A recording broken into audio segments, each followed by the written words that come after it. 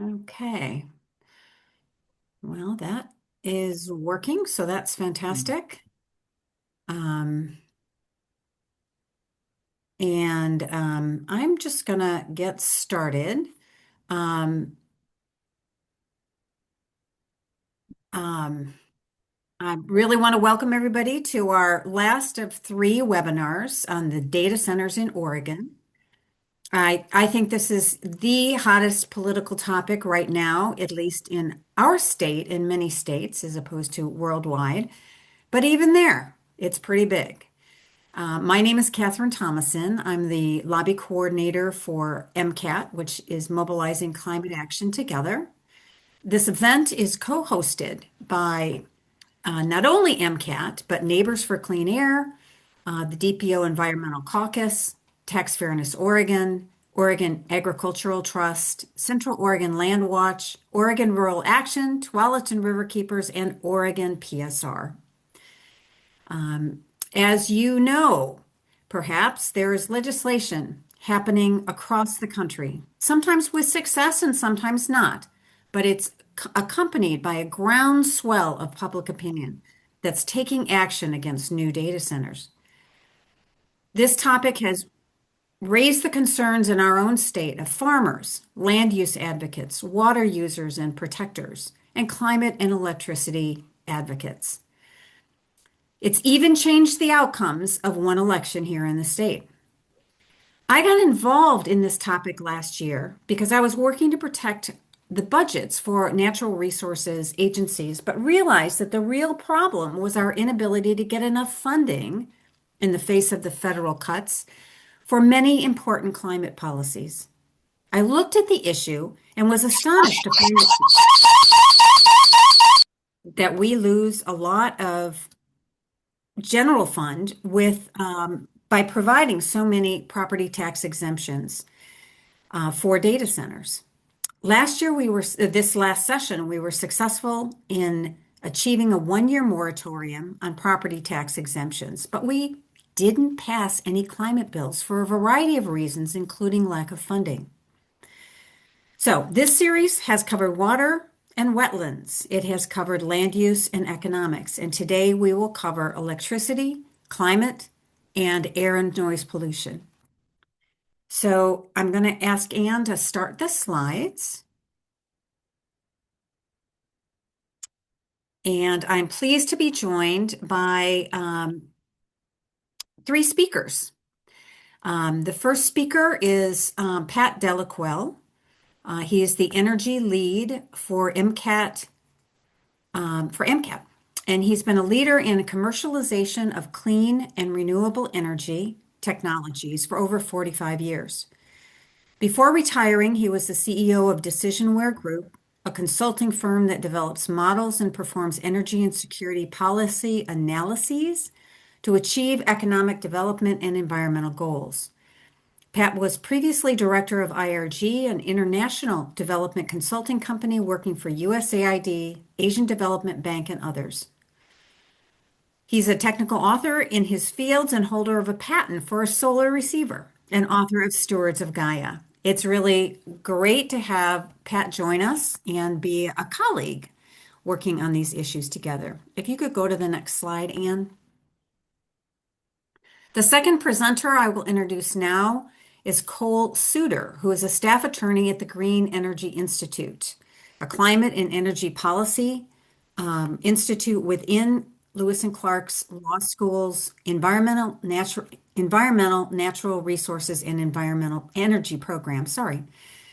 Cole engages in a range of regulatory dockets in front of the Oregon's Public Utility Commission, otherwise known as PUC. Recently, he represented a group of environmental organizations as they tussled with the Power Act and its implementation, HB 3546, as it applies first to Portland General Electric.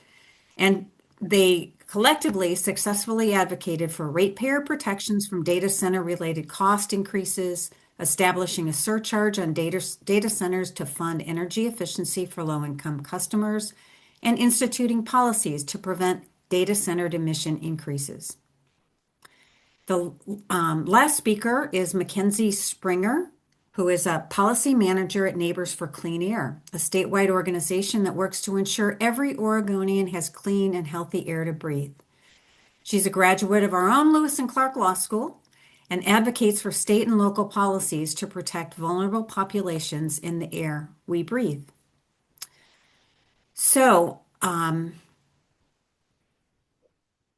the you can, so we're going to take questions after Pat and Cole get done with the electricity section of the talk, and then another Q&A after Mackenzie presents. And then I will go through what are the major challenges, some of the wins that we've had, which you will have heard about tonight, and talk about the policies and hope we can have a discussion about what people think about those and questions that they have, which will be on tonight's topics, but also a little bit on the topics we've covered before. So go ahead to the next slide.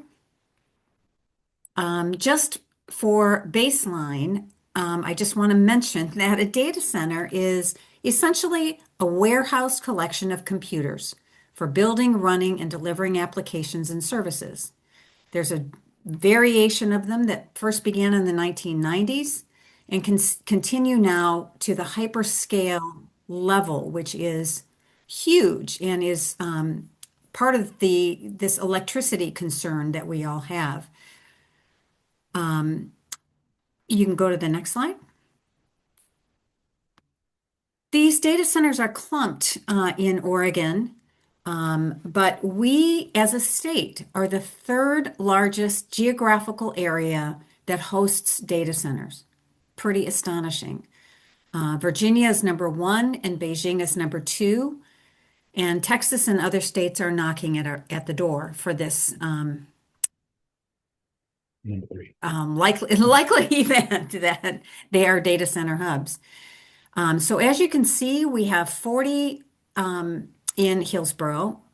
The numbers can vary, and there are links when you get these slides if you want to look at the data and see where these are located. But they vary depending on how different organizations, including the data centers themselves, in terms of how they number them.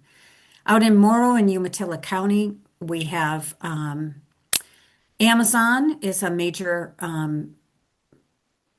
data center company out in that region. We have 6 Google in the Dalles. We have 15 data centers from Meta and for Apple, and then a variety in Portland and other areas that tend to be smaller and more related to the associated with a organization that just houses their data center offsite.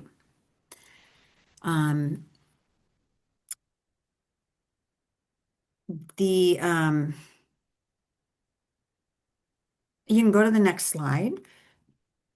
And we will start with Pat Delaquille talking about data centers and the electric system. Pat, go ahead. Great. Thank you, Catherine. Thank you for inviting me to talk here. Next slide, please, Ann. So as many of you will know, there's a huge demand for data centers in the state and in the region, and it's creating new demands for natural gas in both Oregon and Washington, which is a threat to our region's decarbonization mandates. And this is the subject of a recent report by Columbia Riverkeepers, but it's also been discussed by the Department of Energy in their updated look at whether the state is on target to meet its climate goals. And the answer is no.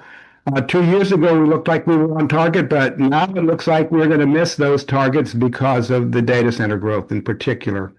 5 megawatts not megawatts, gigawatts of new demand here in Oregon and Washington, and in the region, potentially 9 gigawatts just by 2030 of new demand that could be required, depending upon how many of these data centers actually get built. And that's a huge question that no one has a clear answer to. Next slide. We unfortunately, our growth in renewables in the region has not really been keeping up with where we need to be. Not only do we have backlogs and lengthy permitting processes here in Oregon, but we're also now fighting headwinds coming out of Washington, both in terms of elimination of the tax credits and some of the federal hijinks that they're playing with regards to wind permitting and moving wind projects along. Um, to meet the immediate demand, a lot of the utilities in the region are calling on market resources, most of which comes from fossil coal or gas in the region. There are a lot of the data center developers are looking to build their own gas-fired power plants. But the problem really is that not only, well, first of all, because of many factors, but in particular, um, in recent years, the cost of new combined cycle gas turbines and single cycle combustion turbines has pretty much doubled in the last couple of years. And so we're looking at combined cycle plants of over $3,000 a kilowatt. And the timeline for getting those delivered is also quite long. It's 3 to 5 years. And so the likelihood that much of this gas technology is going to be built is not clear, but at the same time, we don't want to let it get built because we don't want to get locked into that fossil fuel dependence that could last for decades. So next slide, please.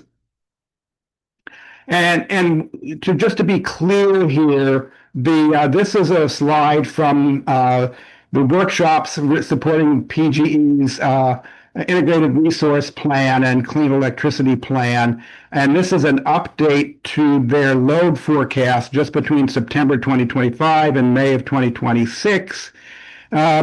What you see here is this is 2027 going to 2042 here. And it's pretty clear that while there's some growth in electrification in our residential sector and commercial sectors, the primary driver of growth is in the industrial sector, and this is almost all data centers or large compute loads.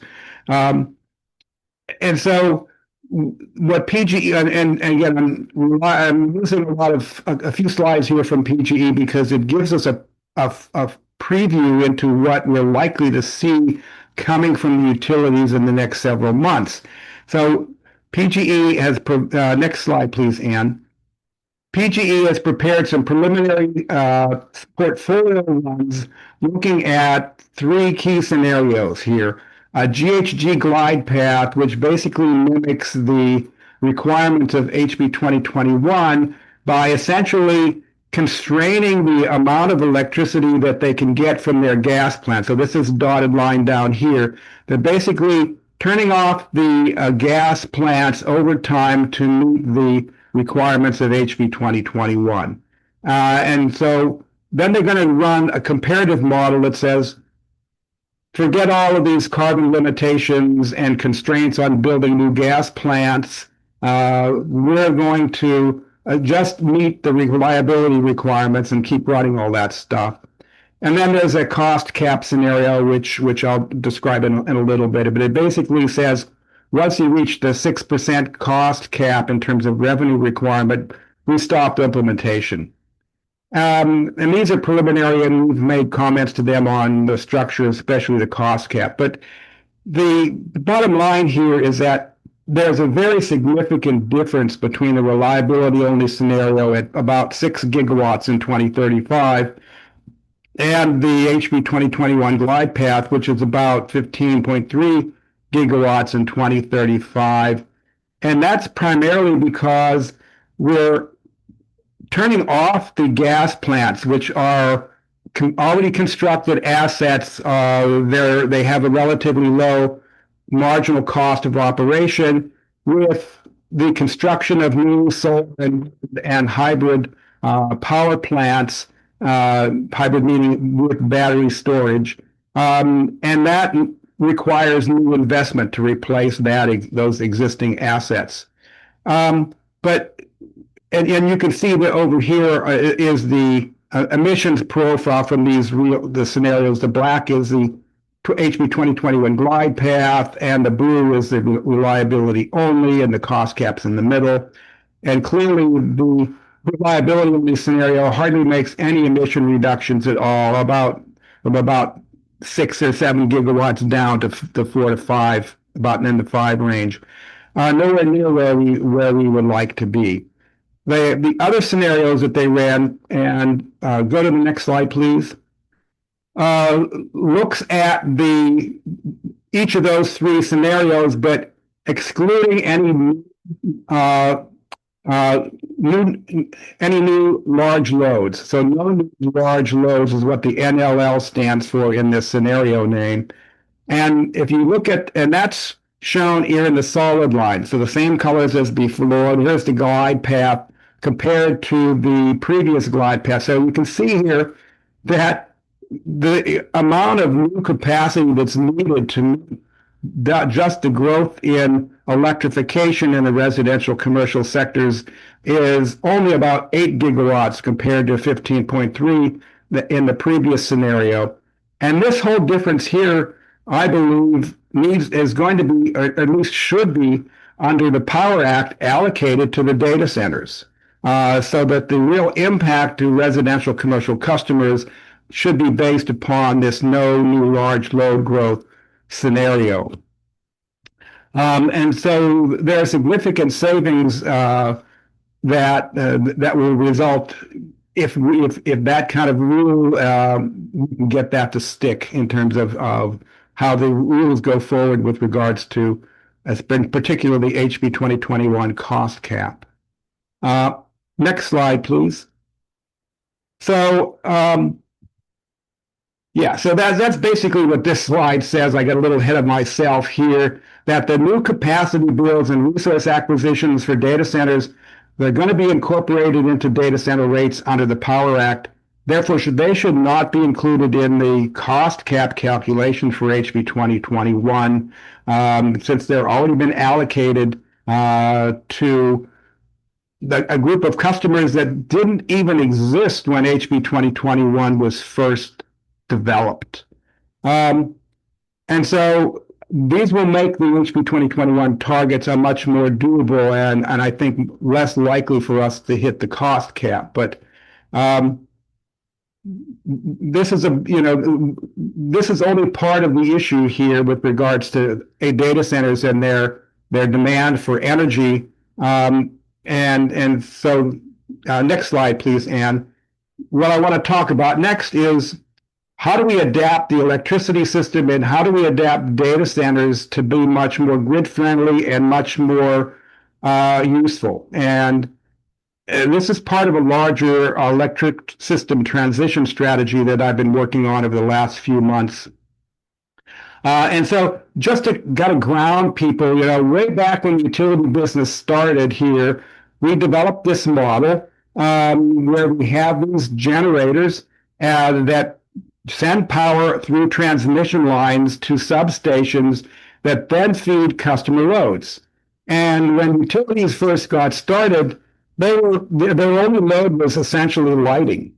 And they realized very quickly that they have to make all this investment, and the more electricity they can sell, the lower they can make the cost of electricity, because they're essentially amortizing this large investment over a larger number of kilowatt hours. So that's why they went out and found industrial customers and other ways for people to use electricity as part of that model. And part of that model as well is what we see today in terms of how we incentivize our utilities to basically get a rate of return on the investments that they make, because that was exactly what we wanted from them when we were building out this system. But now we have a pretty well-developed system that has already been largely built out. And how do we, where is that going in the future in terms of its evolution?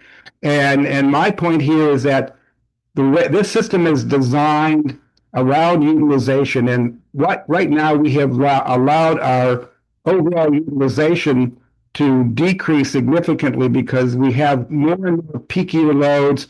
We have larger systems that are more susceptible to large-scale weather outages and other things that create reliability problems that if we're continuing to design for the maximum peak that happens only a few hours out of the year, we're not really getting everything that we need out of this system. So next slide, please. Pat, could you just move a little farther back from the microphone? It's reverberating a little bit.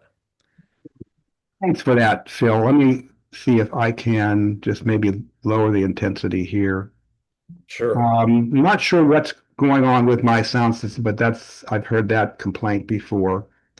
Um, So, I've been in the renewable business for a long time, and it was back in the late 1980s and early 1990s that we started talking about this distributed energy system of the future, where we still have large generation plants and transmission lines, but now we're also bringing in a lot of clean generation, solar and wind, at the utility scale that needs transmission to get where to the load centers. But we're also beginning to fill in the distribution network. So we're putting in community solar facilities that feed into substations. We're putting solar panels on rooftops and warehouses. We're working with commercial and industrial customers on demand response, such as ice storage for cooling buildings and other demand response devices, so that we have a much more interactive system where we're managing peaks of supply and demand instead of constantly just chasing that peak. And this is where I believe the electricity system needs to go, that the more distributed generation we have, that we're filling in our distribution network, putting resources close to load, which is the most efficient way to serve those resources and the most resilient way to serve those resources. And also lends itself to creating mini grids and resilience hubs as ways to improve safety and resilience in the face of outages and emergency situations. Next slide, please, Ann. So looking back historically, from the year 2000 until basically now, we've kept residential electricity consumption, or not electricity consumption, but, well, yes, electricity consumption flat in the face of increasing population and increasing uses of electricity. And we've done that through energy efficiency. And if we incentivize utilization of our distribution network with distributed energy resources, then we can do the same thing by increasing that utilization and spreading those additional kilowatt hours of demand over, and also, spreading out all of our existing fixed cost over a larger number of kilowatt hours, and that reduces rates for everyone. Next slide, please. And again, I got a little bit ahead of myself here, but again, we have technology now where we can flatten these peak loads. Virtual power plants are one way of coordinating a whole variety of distributed energy resources, whether that be rooftop solar systems, battery-enabled devices, whether like home batteries, but also air conditioners and other things are now coming with batteries integrated into them.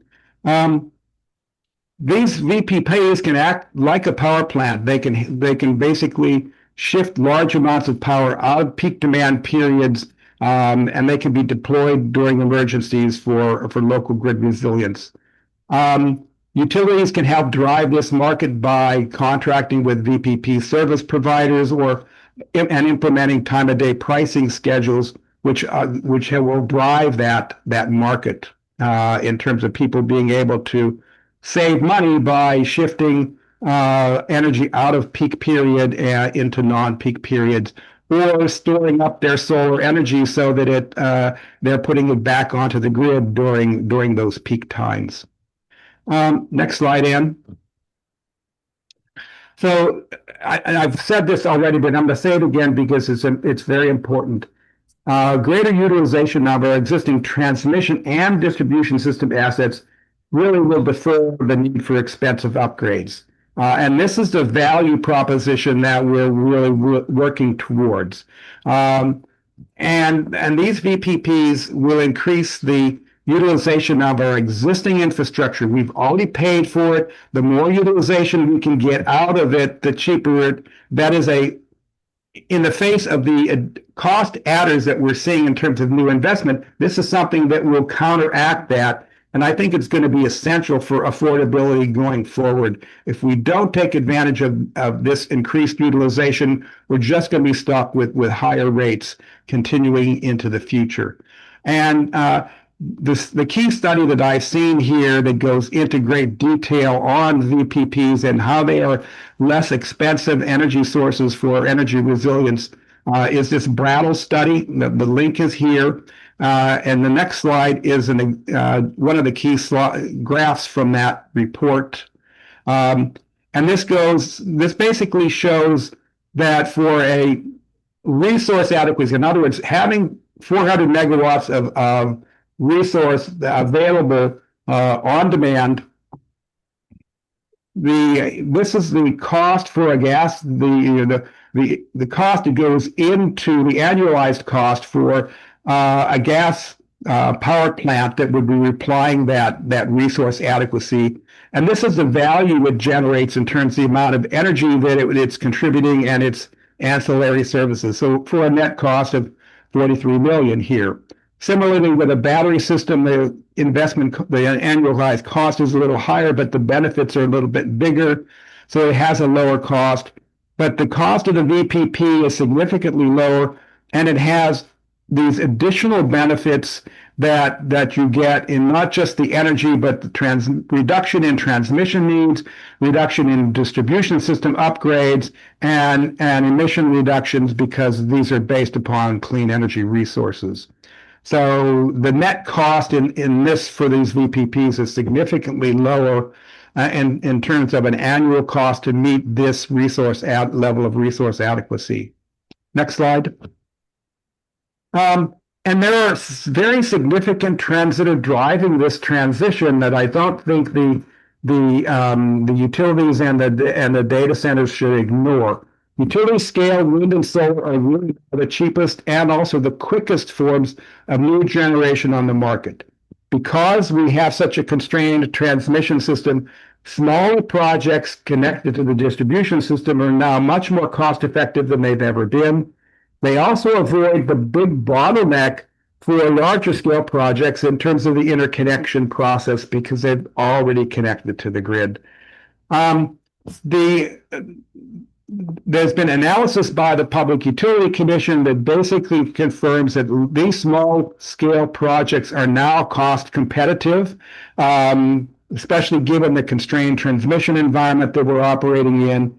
And we're in the process of updating the methodology for what's called the avoided cost. This is a cost that's used in the Public Utility Commission and by Energy Trust of Oregon and others to determine what types of measures are actually cost effective relative to what the alternatives might be. And so that is going to go up, and that's going to make these smaller scale projects look even more competitive. Next slide. So, how does all this fit together? And so this is kind of a strategic vision at a very high level. If you look at our overall electricity system, we've got a transmission system component and a distribution system components, which are very different. In the transmission side, we need to focus on the technologies that we know are available, grid enhancing technologies and advanced conductors, in order to get more utilization out of the existing right-of-ways that we've already permitted and are available for us to use much more easily than creating a new right-of-way for a new transmission line. We need desperate regional transmission and power system planning processes an Oregon Transmission Authority to work with a Washington Transmission Authority to try to get this regional transmission planning going is really going to be essential. And I think we should begin to start thinking about what the grid of the future is going to look like. There are many people that believe that we need to move towards a system which is a set of nested mini grids that each of those mini grid levels can be self-contained, but can call on the level above it as needed. We need to start thinking about how that can evolve and what role the data centers can play. We can tell data centers a number of things that will be beneficial. One is you need to be flexible. You need to be able to support the grid when the grid needs you to support it. Second, we'd like you to bring your own clean energy. Beyonce, that's some of you may have heard that acronym, bring your own new clean energy. But the third thing we could ask them to do is invest in distributed energy resources, invest in virtual power plants, eliminate some of the capacity needs that adding your system to the grid is going to require by offsetting those with distributed energy resources. And this would be a way that, again, we know these data center developers have money. This is a way they could really improve their image. As well as contributing to the solution. So we think the data centers, to the degree that they need to be good actors with regards to supporting the grid and supporting how we would like to see the grid evolve in the future. And so there are a number of things we're working on the distribution system side, continuing to support energy efficiency and demand response, looking at ways to open up the whole distributed energy resource market, and that could be through virtual power plants. Given how slow the utilities have been to react and to move off of their pilots into real substantial scale up of these systems, it's too slow. We need to make them move faster, and requiring aggregators to develop virtual power plants or allowing them is one way to do that. And the other thing we need to do is we performance-based regulations, which we're in rate-making process right now. We need to look for ways to incentivize the virtual power plants, the distributed generation, and the movement towards a more distributed architecture in our electricity system. We need to find ways to incentivize that. So that's kind of a high-level view. I'm sure there's probably a lot of questions, but back to you, Catherine. Great, thank you. So if people could keep the questions coming in the chat, there was one, and I would like to recognize Senator Confam, who has a question. Yeah, thank you so much, Pat, for this presentation. It's really, really insightful. I have a question about just the prioritization, because we have between transmission, investing in transmission, which is important. But what I'm hearing you say is if we have limited resources, which we do, would investing all in on more distributed sources and like virtual power plants and making sure that we can enable, vehicle to grid and other things like that, would that be a more cost-effective way to invest in making sure that we can meet our energy needs? Because we can't do it all. I think when people say, oh, all of the above, ultimately we run out of money. And so certain things will be left off. So I'm curious if you could talk a little bit about like the balance between investments in distributed energy versus the transmission investments that are also needed. Yeah. I do believe we need to do both, but I think there is a priority here. I think that the key steps with regards to transmission is really to get these planning authorities in place. That's not an expensive thing that we need to do, but that's an administrative thing that structurally we need to make happen. We have to face the reality, though, that it's going to take a long time to get these new transmission assets in place. Even if we have, a transmission authority streamlining the process and a streamlined, permitting process to help move these things forward. And I think what we need to do, I think we need to put a lot of emphasis in the near term on opening up the distributed market, opening up um, in two different ways. One is allowing customers to make better choices with regards to some of the new technologies that are coming online, whether that be plug-in solar or plug-in batteries, um, but also things like inclusive utility investment, where the utility can also invest in rooftop solar systems and battery systems for homeowners and put it into their rate base so that we're not stuck with a market that's only being driven by the few customers who actually can afford to invest for example, a rooftop solar and battery system. So we need to open up the financing in that area so we can take advantage. If you look at places like Germany and Pakistan, where in a matter of a few years, they've installed gigawatt scales of capacity by opening up this distributed energy market and letting customers participate in helping to facilitate that. So to me, that is the near-time priority, but that doesn't mean we have to be working on the transmission side as well, because we will need that in the longer term. Thank you. So I hope that's a clear enough answer. That's great. Thank you. Yes, and I'm saving up some of these questions for after Cole does his presentation. And then we'll go over the whole issue because some of the questions may be answered by Cole. So Anne, if you want to restart the slides.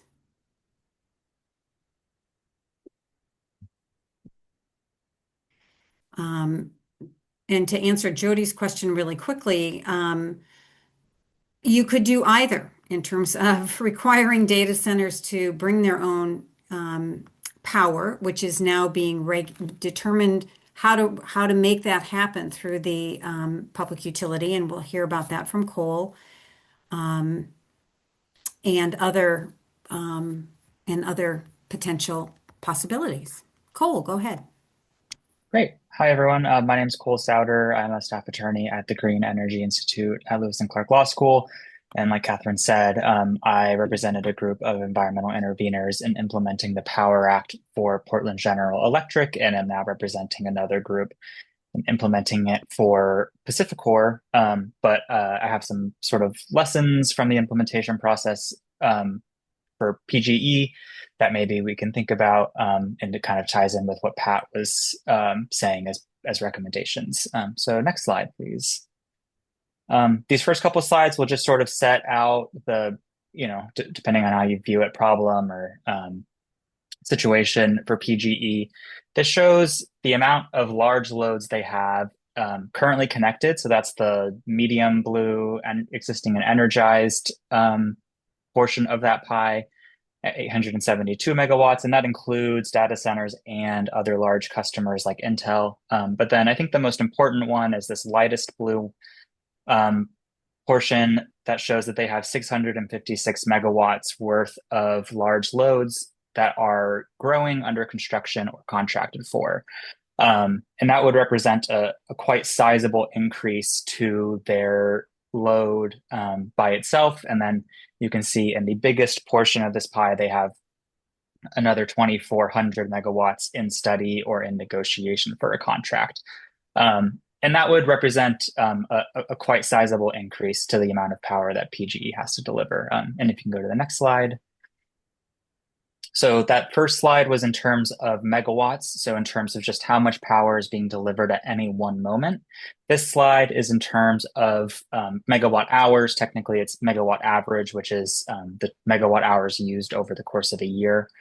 And you can see the growth that's occurring is almost entirely from the yellow portion, which is the industrial portion. And industrial customers include data center customers. And the chart on the right shows the rate of growth for the different customer classes. And you can see that commercial customers will have almost no growth between now and 2045, as PGE is forecasting.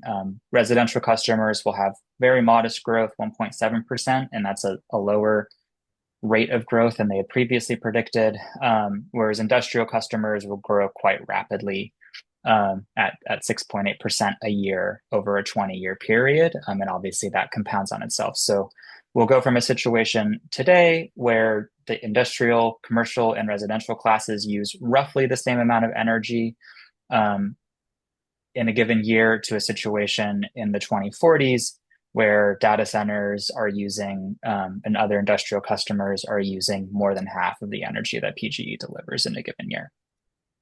Okay, next slide. So in 2025, the Oregon legislature passed the Power Act, which requires PGE and PacifiCorp, technically also Idaho Power, but they're in the process of selling their Oregon territory, so it won't apply to them. It requires them to establish a separate rate class for what the Power Act calls large energy use facilities, and defines those to essentially be data centers that are 20 megawatts and greater. And to put 20 megawatts in perspective, that is roughly the equivalent of about 15,000 residential customers. So this is one of the key provisions, and it says that when the commission is looking at a tariff, so looking at the set of rules and basically like the thing that lays out how much a customer has to pay and other terms of their service, what they have to review that tariff for. And I've highlighted two specific points from this. First is that they have to review whether the tariff will provide for equitable contributions to grid efficiency. And the second is they have to review whether the tariff will impede the electric company's ability to meet HB 2021. And that's what those clean energy targets set forth in that statute that's listed there. That's HB 2021, which is Oregon's emissions reduction law for the IOUs, which are PGE and PacifiCorp. And I saw a question in the chat ask which utilities are public and which are private. And the main utilities here we'll be talking about are PGE and PacifiCorp because those are the investor-owned utilities, contrary to, say, Eugene Water and Light to EWEB and Umatilla Co-op, which are publicly owned utilities, and those aren't regulated by the Public Utility Commission. Okay, next slide. Here's a brief overview of what the Power Act does and its key provisions. So again, it applies to data centers, technically also cryptocurrency mining. We don't really have that in Oregon, luckily. But data centers over 20 megawatts, it states that the costs of serving the data centers should be allocated in a manner that's equal or proportional to the costs of serving the class. And that is sort of how things should always go, but this essentially allows for a deeper look at how we allocate costs. I'm not going to go in so much into the cost component of this because there's a lot of different issues I could talk about. I'm going to focus more on emissions and a couple other things. But this allowed for an update to how we allocate costs in PGE's territory to be more equitable. And maybe you've heard that as a result of this case, data center customers will pay roughly 30% more for their electricity, and other customer classes will have a small reduction in their rates, and that's because of a clause like this. I'm using the word class a lot, and I saw a question, what is the class? And the class is basically groups of customers that are similar. So all residential customers are a part of a customer class. Small commercial customers are a part of a customer class. Now data centers are a part of a class, and basically each class has their own rate that they pay. So that's just the term we use for sort of each group that has a specific rate, and everyone within that class pays the same rate for their electricity and receives service under the same terms. The couple other things, this point 4 is just that data centers also have to sign contracts with certain minimum requirements. I won't get into those too much, but this is basically saying that the contracts have to be of a certain length, have to be long enough to make sure that they can recover sufficient costs from these customers, and then goes about defining how to do that. And the class in point 2 is the data center class. Sorry, I should specify that. But yeah, in my second point there, cost of serving the class is the new class that's specifically for data centers. Next slide. Okay, so ways to decarbonize the energy system. This is maybe a simple one here, but there are two main ways to decarbonize. The first is to use less energy. If you use less energy, you don't need to run your generating plants as much, including your emitting generating plants. So by reducing energy usage, you will generally have an associated reduction in emissions. And the second way to decarbonize the energy system is to displace emitting generation with non-emitting generation. You shut down a natural gas plant or a coal plant, and you instead get your power from non-emitting resources like wind, and solar. And those are pretty much the two ways you can decarbonize. There's not really other things you can do. You have to do one or the other if you want to reduce emissions. And I have a couple graphics here if you kind of click through and go to the next slide. So heat pumps use less energy. They're an efficiency tool. And then there's two more if you just keep clicking. Solar, obviously, and then there's a picture for wind. Okay, next slide.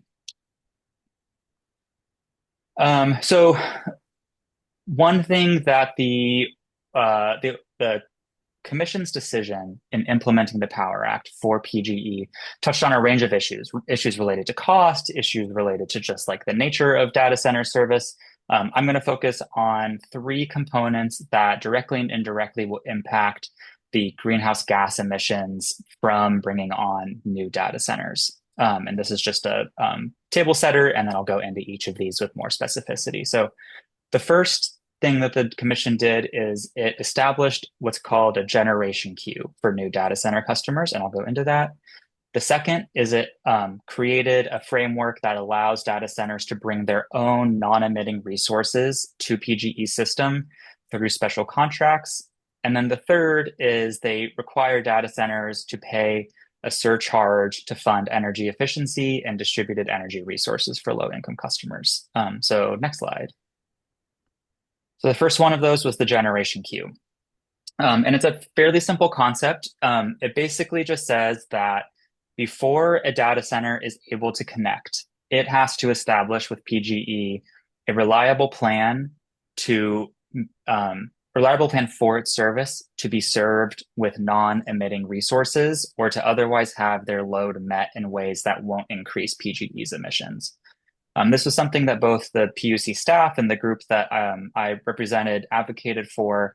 And part of the reason for this is that the experience is looking at the experience from some of the co-ops, specifically Umatilla and North Wasco territory, where greenhouse gas emissions have gone up tremendously. I believe in Umatilla, its emissions have gone up about 7,000% from their 2010 to 2012 baseline, largely because of their need to serve data center customers and the increase in load from serving those customers. And what happens is if you don't have new non-emitting resources to serve a data center when that customer comes online, the utility will often either have to run their existing emitting fleet more often, which will increase their emissions, or make market purchases. And market purchases are assigned an emissions factor. So basically, for each unit of power you get from the market, that power comes with it a certain amount of emissions that DEQ sets. And so if you increase your market purchases, your emissions will increase. And so what this generation queue says is basically, we're not just going to let data centers connect with no regard for PGE's emissions, which would be likely to result in PGE not being able to meet its HB 2021 compliance obligations. The data centers are going to have to sit and wait until they can show that they will be powered with non-emitting resources. There's a couple ways in which data centers can jump their position in the queue, but all of those ways revolve around the data center being able to show that they have non-emitting resources that can serve them. And really, they won't be able to connect until they're able to do that. This will just help make sure that PGE's emissions don't go up. It won't do a lot to reduce PGE's emissions. It'll just kind of hold the line so that PGE can spend its time and energy acquiring renewable resources that will drive down its emissions and won't have to worry about having its emissions going up in the meantime. Okay, next slide. The second one is the special contracts. So one way that customers can get through that queue is to say that they've found their own resources that they'll receive their power from, and they'll be the only ones who receive power from that resource. And they'll pay for all of it. And that's what they would do through this special contract. They're basically signing and getting to pay a special rate that's just the cost of these resources that they get to have the dedicated use of. And we advocated for sort of two sets of protections around this concept. And the first is to specify if these data centers are going to bring these resources, they have to be non-emitting. If they're emitting, again, you have that same problem where if they bring emitting resources onto PGE's system, even if they're just serving the data center, they're still causing PGE's emissions to go up. And so you don't want to, and so then PGE would be forced to reduce their emissions elsewhere on the system. And that causes a problem where now other customers are paying kind of too much or extra from what they should have had to have paid.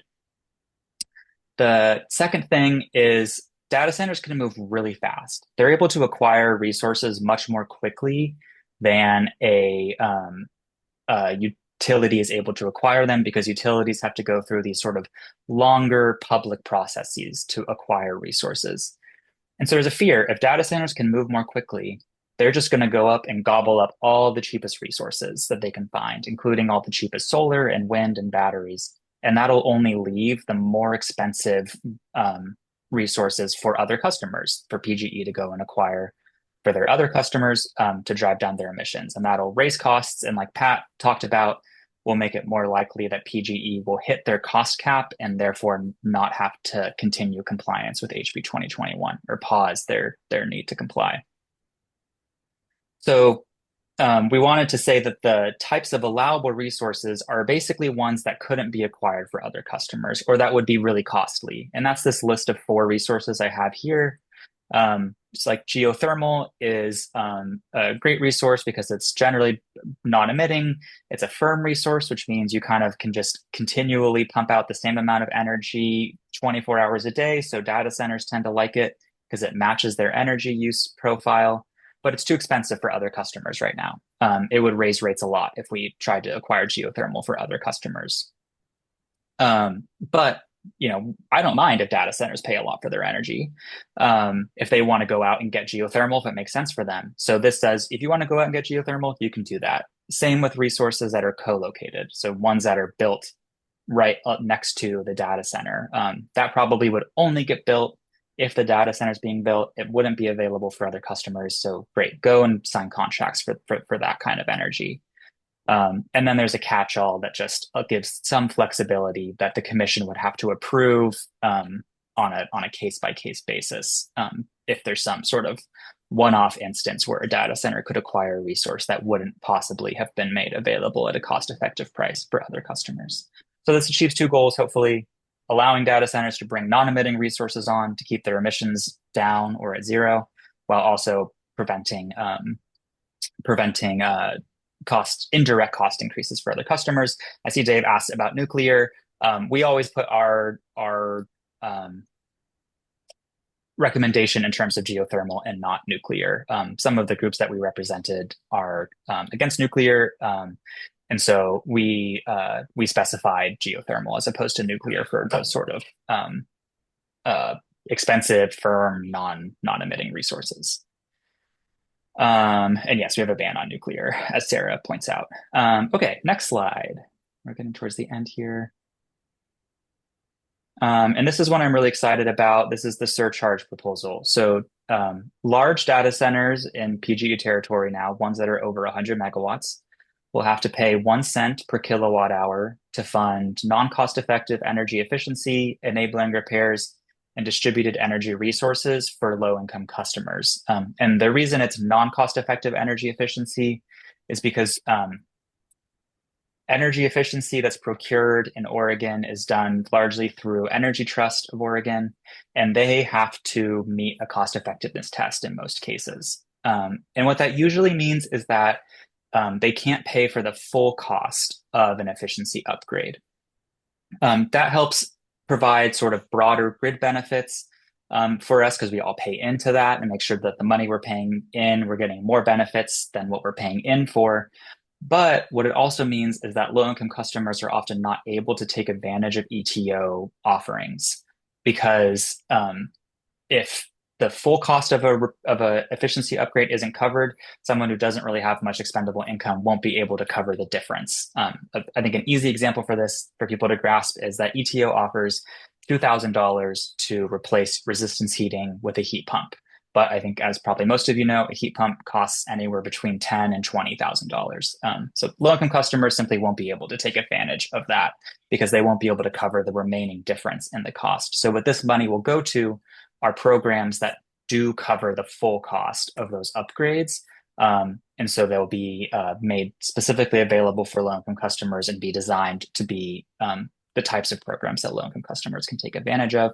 And then similarly for distributed energy resources, that these would probably generally expect to cover the full cost of rooftop solar, batteries, things of that nature. This will help reduce energy usage on the system and net out.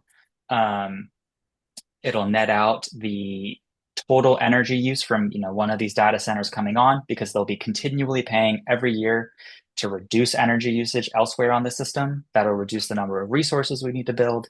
And like I said earlier, by reducing usage, you reduce emissions.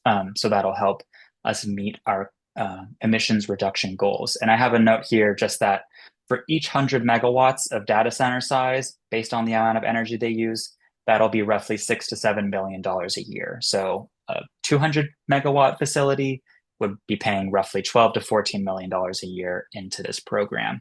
So it has the potential to generate quite large amounts of funds, and is something that could be pretty easily adopted in other utility territories, including something that could be kind of picked up and adopted in co-op territory to provide these same benefits for low-income customers in those territories. So it's not only limited to ones for customers in IOU territories.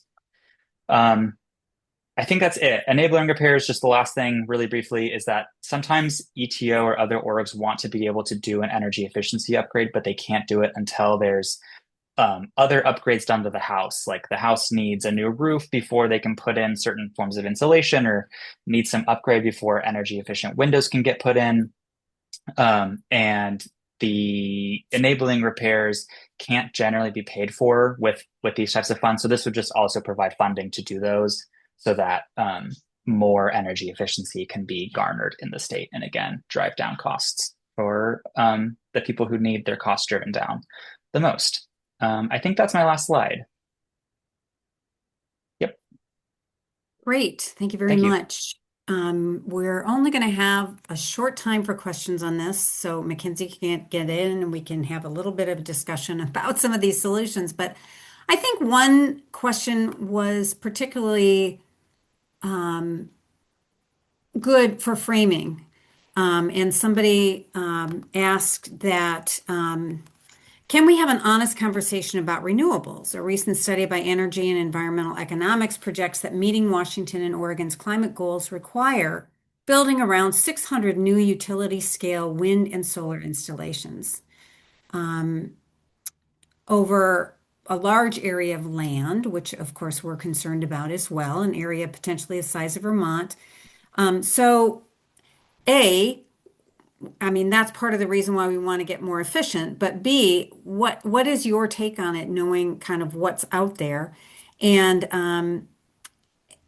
shouldn't some of these things then incentivize the distributed energy, VPPs, and so on that Pat was referring to?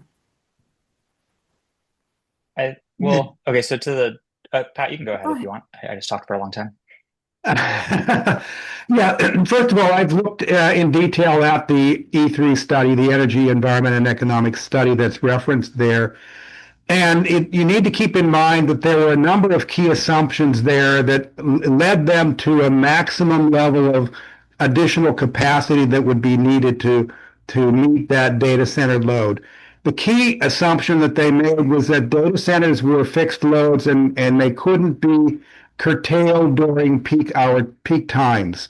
If you change that requirement and require the data centers to be, to be curtailable, so they have to go onto their backup system, whether that be batteries or diesel generators, then that capacity demand that was in that E3 study almost completely goes away. It drops very, very significantly.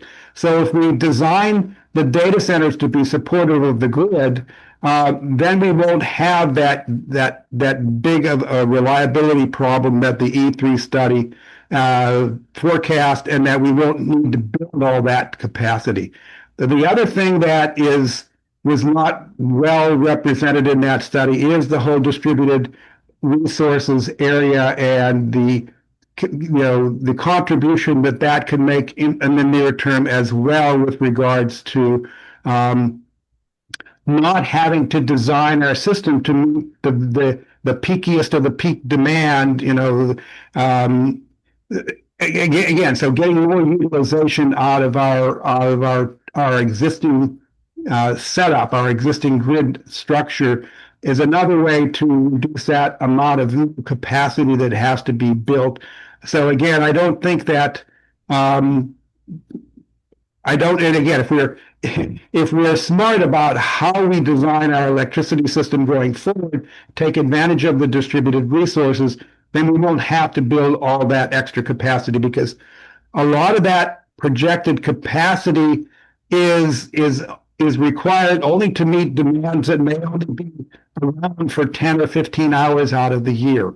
And so again, the more we can manage flatten those peaks with energy storage. And energy storage is one of the very important keys to how we get more flexibility in our electricity system, because the more you can store those cheap solar electrons and use them during peak times, the you know it reduces costs for everyone, gets more utilization out of the system, because you're moving pretty cheap solar energy into times where electricity is very expensive otherwise.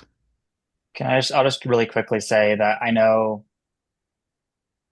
that there is obviously a little bit of a push and pull between the need for renewables and sort of more traditional environmental concerns related to land use and things like that. But climate change is a very, very, very real thing, and the only way that we will prevent the worst outcomes from climate change is to rapidly reduce our emissions.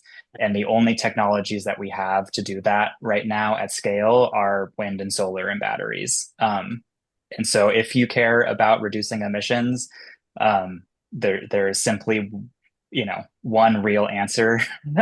Or on some level, we do need large amounts of new wind and solar and batteries. There just is not a way around that. We can only reduce our emissions so much through energy efficiency, which we should. We should obviously do everything we can on a distributed energy resource framework, which puts, solar on tops of rooftops and in parking lots where we can. But we also need large solar and battery and wind installations. There's just simply no other way to do it. So thank you very much to both of you. And we're saving the questions in case we don't get to them all.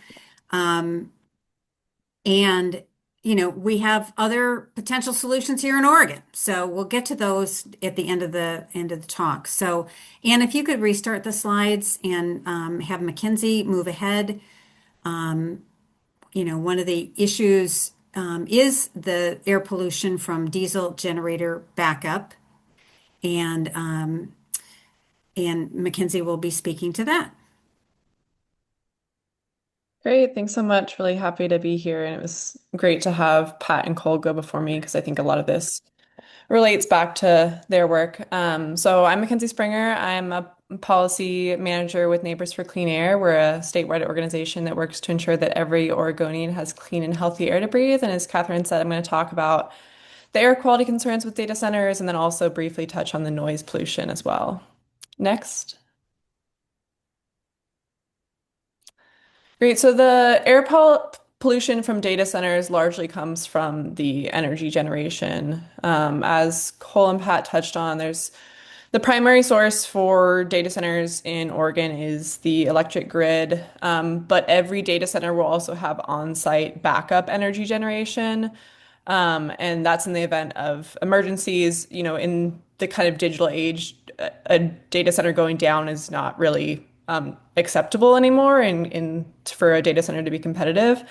So there's always backup generators on site. And so in this photo here, you can see those things that kind of look like cargo containers or like the back of a semi truck. Those are diesel generators. And the vast majority of backup generators, both in the US broadly and then in Oregon specifically, are diesel, just because they kick on pretty fast.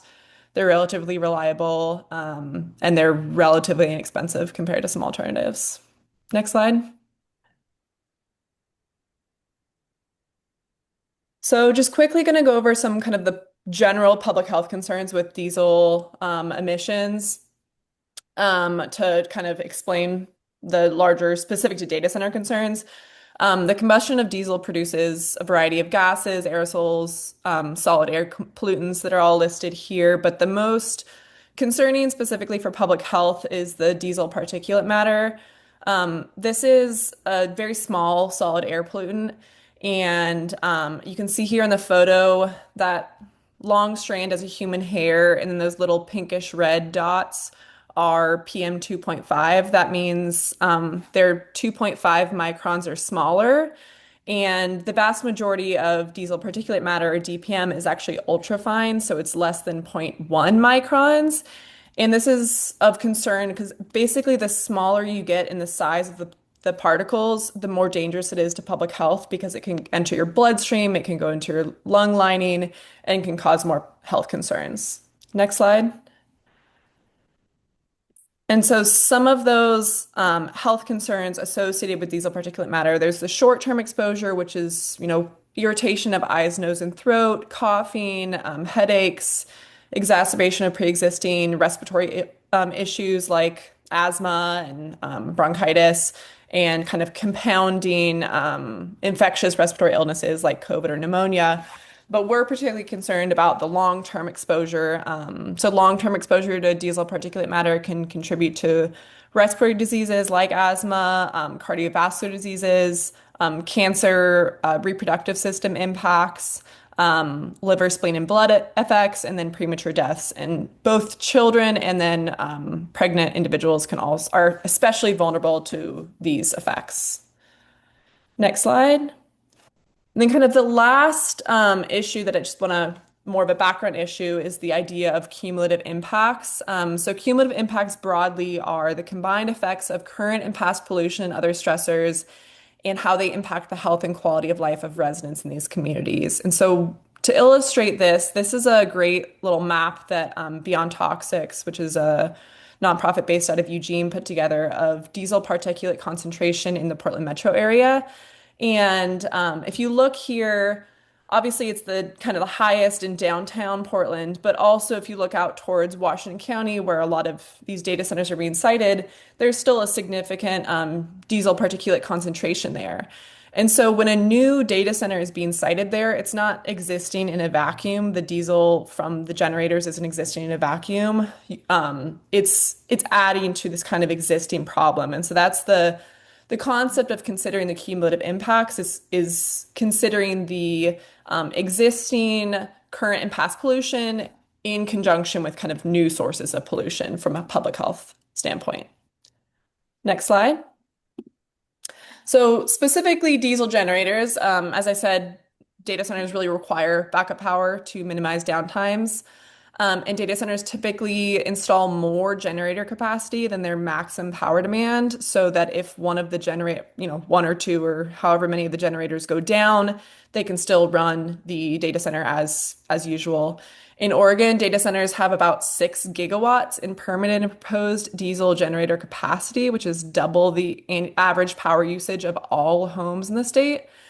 And it does seem that even if these generators are only used for emergency backup power and maintenance, they still have can create significant exposure to harmful air pollution, especially in areas where there's many large data centers sited near each other. And this is really illustrated by the data centers in Virginia. As was said by Catherine at the start, they're number one for data centers, and I kind of view them as the canary in the coal mine in terms of looking at the impacts, they're further ahead of us, and so we can kind of learn from their mistakes. And a recent Washington Post article came out and estimated that the permitted diesel generators in Northern Virginia, even if they're running legally within their permits, they're not emitting more than their permits allow, they still would contribute to 14,000 episodes of asthma symptoms in a year and an estimated 3 premature deaths a year.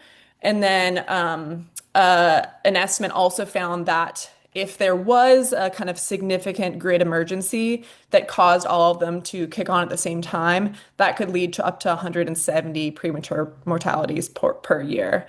And so when we're thinking about this, sometimes, folks point to the fact that it's below, maybe they're following permits that exist, or it's below, whatever health standards, but just want to highlight that, these diesel generators can certainly emit within their current limits and still cause significant public health concerns. Next slide. So the big question is when these are used. They're emergency generators, but they're used in kind of some other scenarios as well. Number one is testing and maintenance. Diesel generators are tested regularly to make sure they're functional should an emergency occur, and then also just to keep them running. It's kind of a similar concept to if you left your car in your driveway for months and then try to start it, there's a chance it wouldn't start, and diesel generators have kind of similar concerns. So we don't have a great idea of how often they run because, as I'm sure you've heard from past conversations, data centers are very cagey about sharing kind of private information, but it's estimated maybe an hour a month each. And then in addition to the testing and maintenance and, true emergencies, which would be, like a blackout of the power grid or something like that, they're also increasingly being used for demand response, both for emergency and non-emergency cases.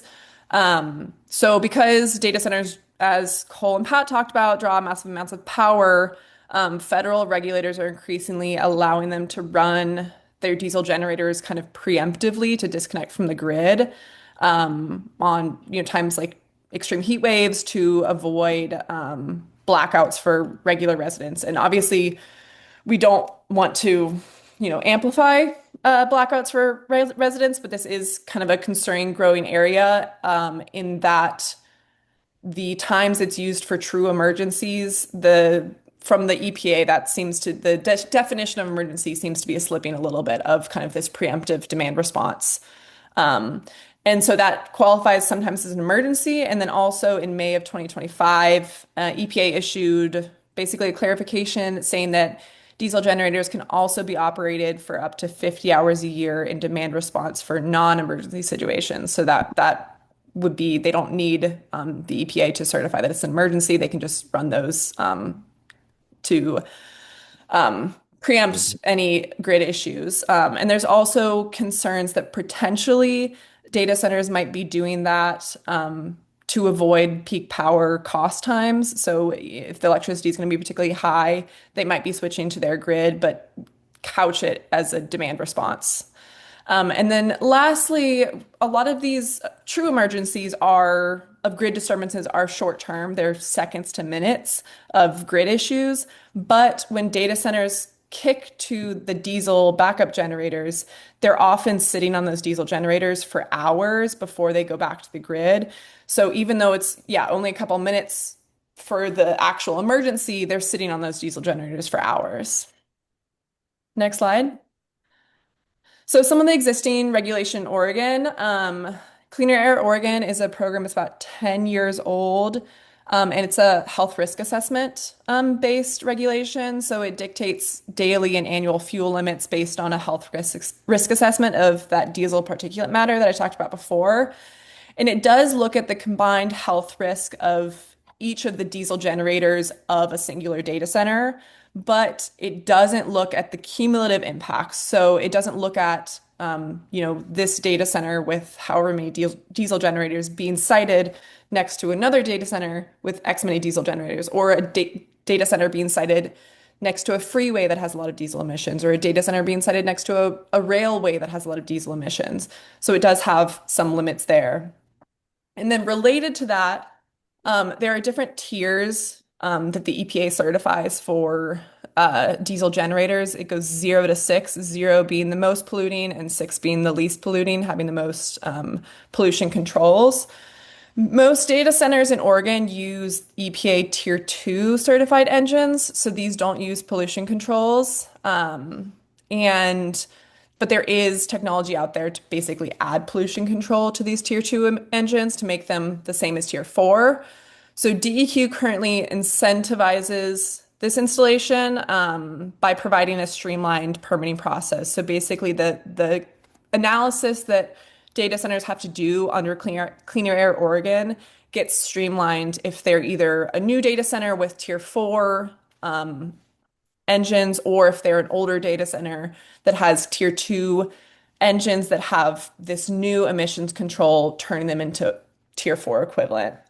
And then from the federal level regulation, don't have time to go into it too much, but basically there's two regulations that allow for essentially unlimited emergency use, true emergency use, 50 hours of non-emergency use, and then 100 hours of maintenance and testing. Next slide. So some paths forward. I've kind of couched these in a few different categories, but I think at minimum, implementing protective measures if using diesel generators, which could be requiring Tier 4. I'm glad DEQ at least incentivizes it. It's more than a lot of states do, but we saw Virginia just passed a law a few months ago requiring Tier 4 generators. So we could, yes, require that all generators be Tier 4. And then monitoring and transparency, which could include pre-construction air quality and cumulative health impact assessments, and then especially tracking air emissions and also noise, as I'll get into later during operation. Right now, there's just not a lot of monitoring of these diesel generators and how often they're actually running, and then the air impacts of the local communities. There's just not robust air emission tracking of that. And then finally making that data publicly accessible. And then kind of the last, at minimum, in my opinion, is site planning, which would be requiring setbacks from sensitive areas like schools, hospitals, homes, etc. And then I think kind of more ambitious, but still very realistic, is requiring or incentivizing the use of batteries. Battery energy storage systems can either eliminate or minimize at least diesel use. As I talked about before, a lot of the grid disruptions are very short times, and certainly something that battery technology today could cover. And so, ideally replacing diesel generators all with battery capacity, but at least adding battery capacity or, requiring or incentivizing that. So when there's those short-term grid disruptions, it could kick onto the batteries as opposed to the diesel generators. And then finally, I think Pat and Cole already touched on this pretty well, but alleviating grid stress, basically reducing grid stress events so that there's fewer times where these data centers have to kick on to the diesel generators and emit that pollution. And then next slide. Finally, going to touch briefly on noise pollution. I think noise pollution is a really interesting area. It's I think was long seen as a bit more of like a nuisance and annoyance, but public health officials are really coming to see the significant public health impacts of noise pollution, which can include sleep disruption and fatigue, cardiovascular impacts, mental health issues and stress, and then learning and concentration issues. And particularly with data centers, one of the main issues about the noise pollution is that these data centers run 24/7. Most other significant sources of noise pollution tend to either by design or just by happenstance stop at night or reduce at night. That's why we have airports have regulations where flights can't come in at certain times. If you think of like warehouses or factories, even if they're running late into the night, they're typically not running at the same intensity as the daytime. If you think of like freeways, they're a lot quieter at night. Data centers are emitting the same noise pollution essentially 24/7, and that has huge impacts because people are most vulnerable to that noise pollution at night. And then also the noise that comes from these data centers is a pretty low frequency. So a lot of the monitoring misses the impacts of it because it can be kind of outside of the typical monitoring. And then there's significant regulatory gaps in noise pollution. DEQ is not allowed to enforce noise pollution, I think since the 1990s. So most noise pollution is through local zoning ordinances. A lot of these ordinances are outdated for data centers, and then even if they do exist, enforcement's pretty tough. Most cities and counties don't have, designated folks who work on noise. Portland has a noise program, but it's pretty limited in funding, so they don't do a lot of preemptive enforcement. So most enforcement honestly happens through lawsuits. So that requires someone to monitor and sue and try to enforce this, and it's yeah, just a large undertaking for folks. And then again, as I said, a lot of standard measurements leave out the low frequency noise, which people describe as kind of feeling the vibrations more than actual auditory hearing. And so that's often missed even if there is monitoring. Really quick question Yeah. from Representative Gamba. What are the emissions differences if you use renewable diesel? Um, it's an interesting question.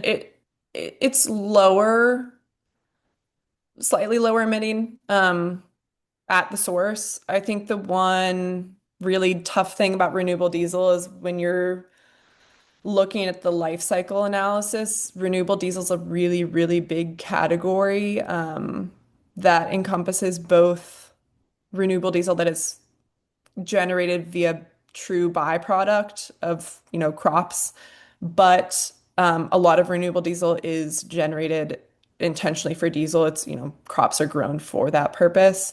So it's a really large category that, means Harder to rel evaluate. yeah. And then I think also it, it it is often used as kind of an off-ramp for regulations where it certainly would be better than traditional diesel, but I think a lot of times we see this in vehicles as well.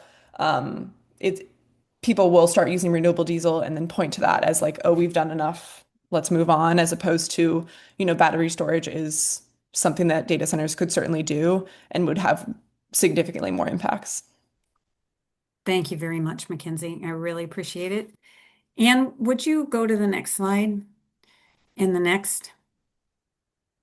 So I have a number of summary slides and to generate some discussion, and we only have a few minutes left. So I've enumerated some of the major issues, one of which is lack of transparency, which I didn't put on here. But this, I've, 1 gigawatt is 3.5 coal plants or an entire old-fashioned huge nuclear power plant. So we're talking these new data centers that are going to come online are huge. We have one proposed in Hermiston in Morrow County. We don't have those at that level currently in Oregon. So the concerns are that that's going to cause grid instability, both with the demand and with the load. Suddenly taking a gigawatt of demand from the data center offline really messes up the grid. And of course, I don't know enough about that to talk about it. But so there's all these events and things that are being talked about and the difficulties we have with getting our own renewables online. Next slide. As well as the ones brought up today by Mackenzie and the ones that we've talked about before, which are water supply limitations, no permits needed when a large water user comes into a city. And that's something that we can potentially legislate.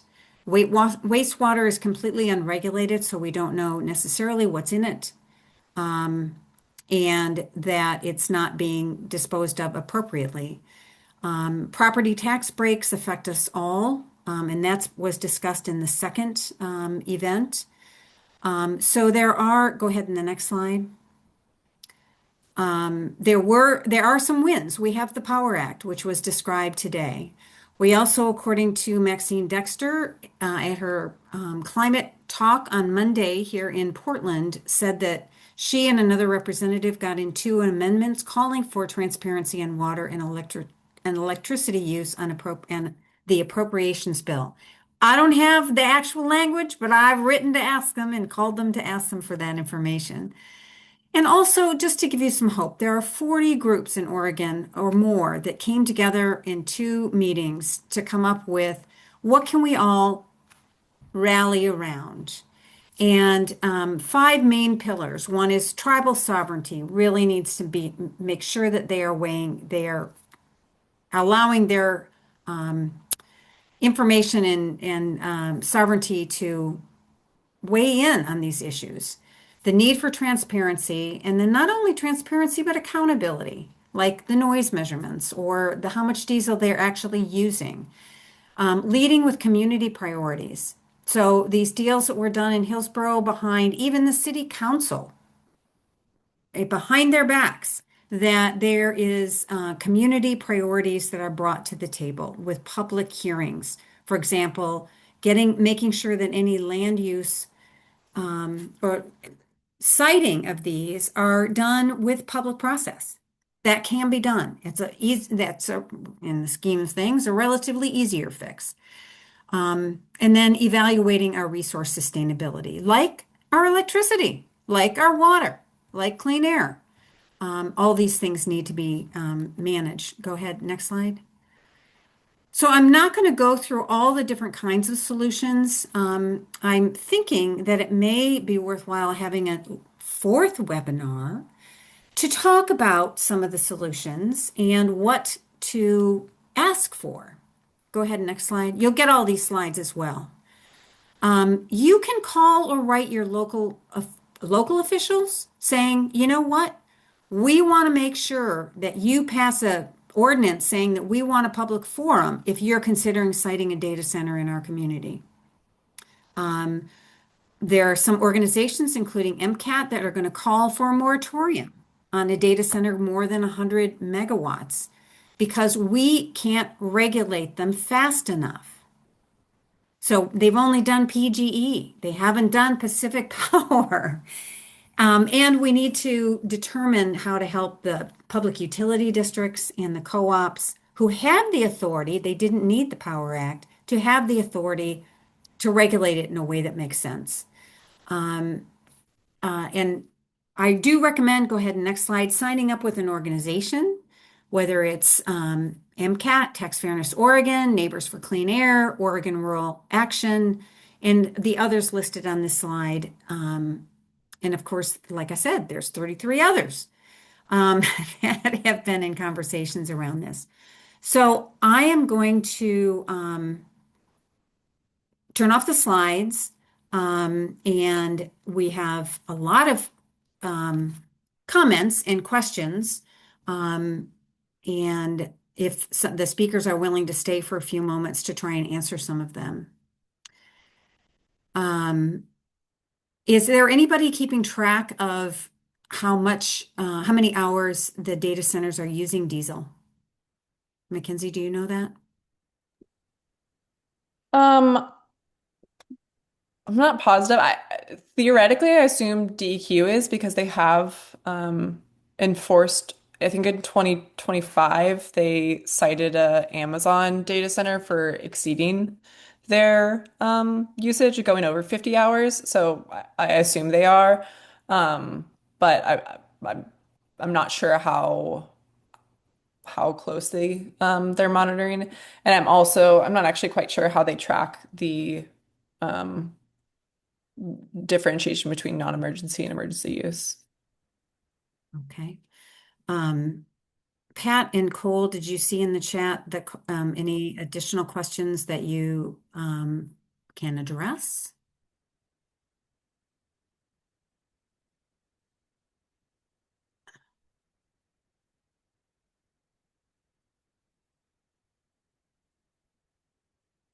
They probably weren't watching them, but were listening like the rest of us were. I just wanted to add, I see Representative Gamba put in the chat that it's based on self-reporting for the monitoring. DEQ does require certain records to be kept on those. And all the diesel generators are required to have a permit and show the periodic testing as well. Um, so, it's hard to put all this information in one webinar. And there are some resources that are at the end of the slide deck. The governor's task force on advisory task force on data centers will be meeting again this Friday. The topics this Friday are affordability. So, besides the result of the Power Act with PGE and developing that, the same will occur with Pacific Power, which probably covers, I don't know, 70 or 80% of people in Oregon. Pat and Cole, you can nod if no, not close. Phil's nodding yes. So, I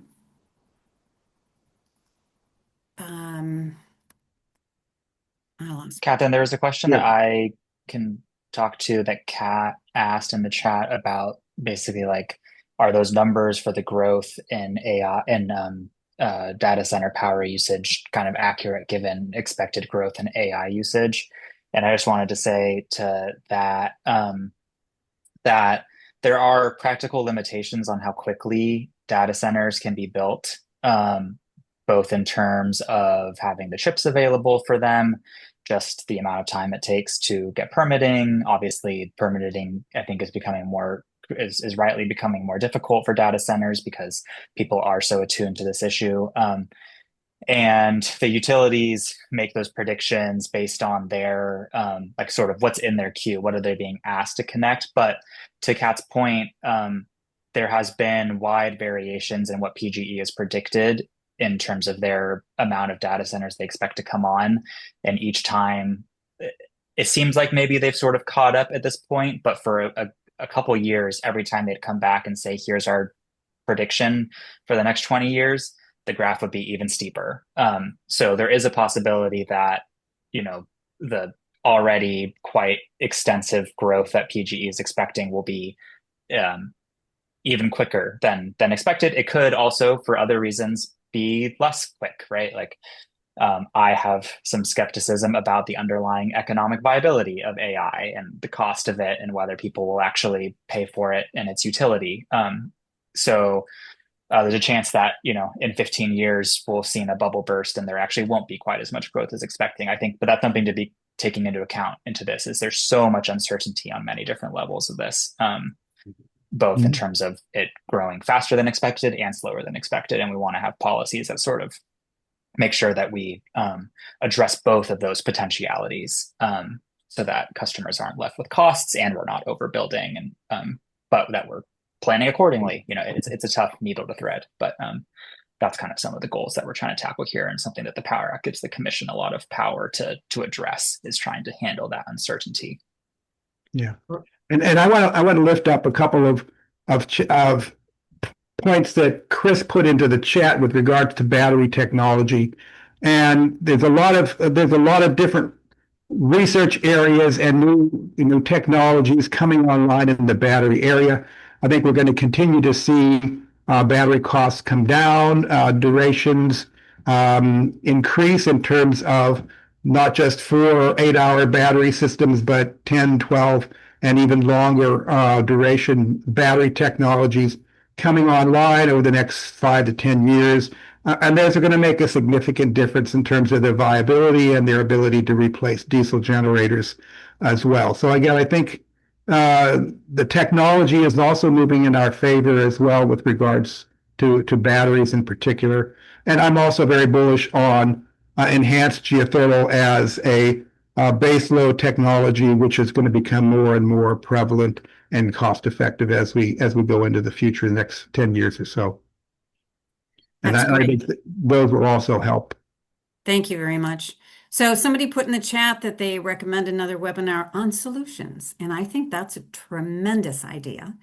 And I misspoke. The governor's advisory committee on data centers meeting is Friday morning.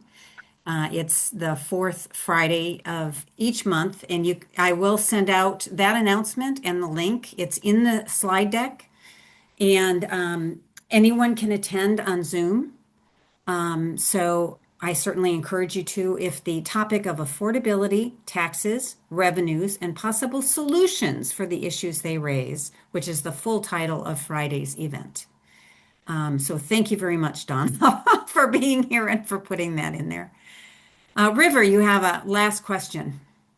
Yeah, if this got answered, I missed it, but do we have any knowledge of whether or not local fire departments are ready to deal with fires at data centers, or how that might work, as somebody who lives kind of in fear of another 2020 fire happening and getting really into Portland as it nearly did.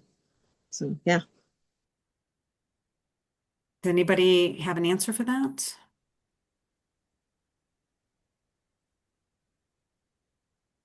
I think that's one of the reasons why we want the property tax exemptions to go away, because I do, Yeah. and MCAT does. I'll speak for myself and my group, because the fire districts are not getting funding. And while some of the data center companies have paid for a new fire station or something like that, that it's an issue in rural areas in particular. The data centers that are here in Portland are sort of co-housed. They're not huge data centers. You'd be surprised. I think some of them are in the Macy building, the old Macy building downtown. And there's just a lot of detail on all of this information. And so we do have at least two or three legislators who are very interested in pulling together some important legislation that will follow up on the Power Act and the Grid Enhancement Technology bill that will help with putting in place some of the concepts that Pat talked about on distributed energy and virtual power plants and improving our grid in particular. So I want to thank everybody for coming today, and you will get an email if you put your email in accurately. And with this information, the recording may come a little later. I do want to get that announcement out about Friday's meeting. And we will plan on doing another webinar in the next probably month and a half or 2 months. I can say that. Thank you very much. Thank you all. Thank you to our speakers so much. Thanks so much. Thank you. Thanks, everyone. Well.